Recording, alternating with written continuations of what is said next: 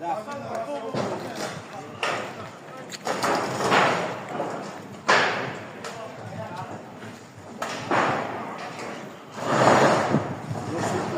қайда? После сильного ветра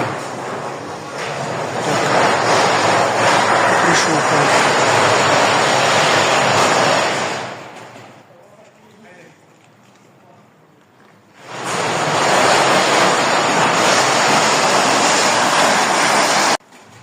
Последствия после бури.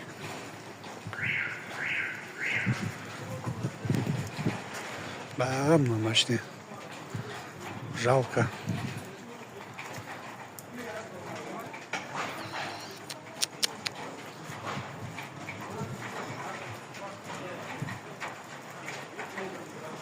Ар жақта да құлап жатыр крыша.